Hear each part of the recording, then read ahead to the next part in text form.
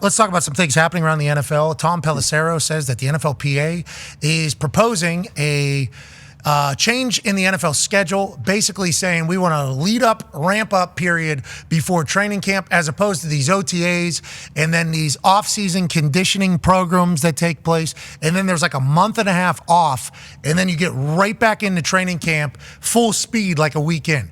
Something similar to this took place during COVID, and Aaron Rodgers came on our show during that and was like, I love it. That's the best my arm has ever felt. Because during the OTAs, you're throwing, and then you have a month and a half where you kind of take a break naturally, but you're getting your own workout in, and then you get dropped right into training camp, and okay, you got 3 weeks to get back into regular season form. With COVID, because they had to delay some shit and figure some shit out, they did an extended ramp up that basically seemingly makes sense scientifically for bodies. Now, there's a lot of ancillary shit that we have to talk about with this particular decision. D-Butt talked about this as soon as it was brought up. Young guys probably in a bad spot here because they don't get around OGs or team until right before training camp. That's certainly something that's going to get brought to the table. Yeah, I hate this change that they're proposing, at least. And like Aaron, obviously he's a guy that doesn't necessarily need OTAs, especially being with Green Bay for so long, knows the system inside and out, can pretty much teach the coaches the system. But for most players, and honestly a lot of these young coaches too, like this is the first time a lot of these young guys are around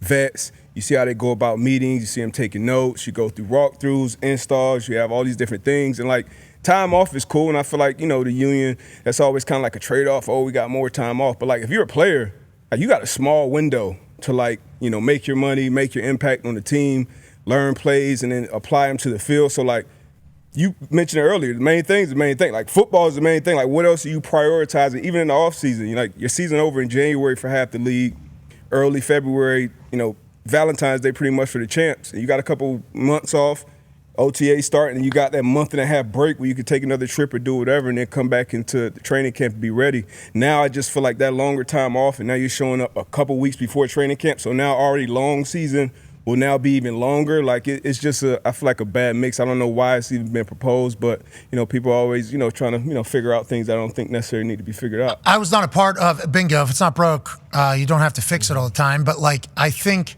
with that COVID thing, the way they did it, and AJ, you might know more than me because obviously you and Aaron were just hanging out like a week ago, and I assume you guys chat every single day.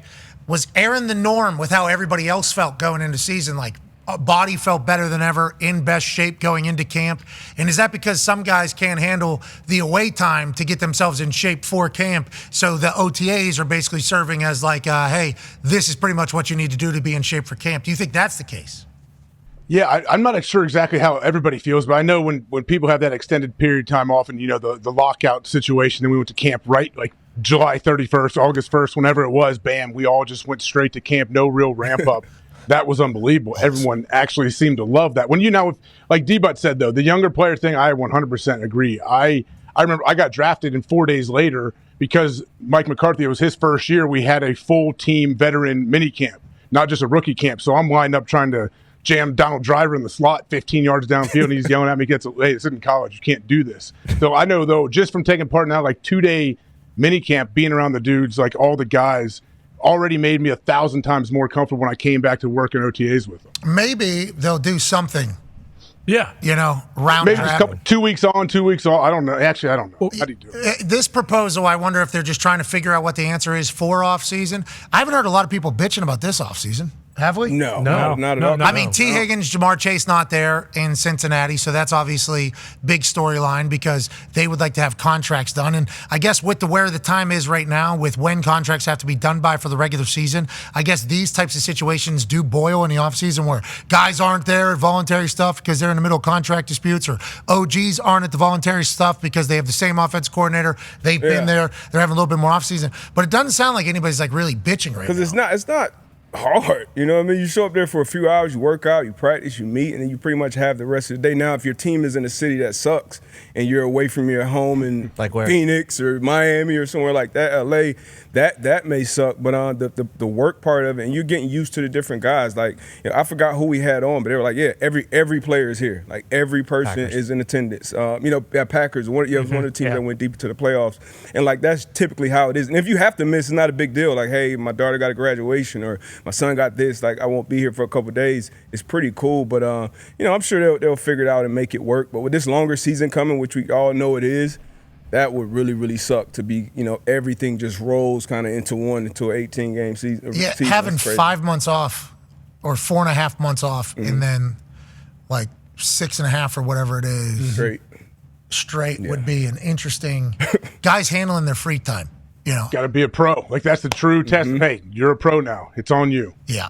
I mean, mine was in season. So you can imagine how they are. I couldn't even. But like now with all the Rashee Rice stuff, like it kind of hammers it home even more. It's like, hey, this guy probably should be in Kansas City getting ready, but he's back in Dallas or wherever around a bunch of his boys and getting in trouble constantly.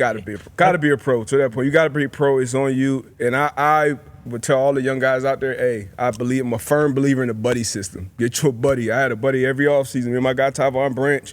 We would live together, live close to each other, and that was the guy that we were working out. We had our workouts, we had our shit, and like if it was a day where I felt like bullshit, he'll hit me, hey, let's go, we got to go do this, and vice versa. So I firmly believe in that buddy system for sure. Accountability buddies. Hell yeah. You need accountability buddies. Always got to have accountability buddies.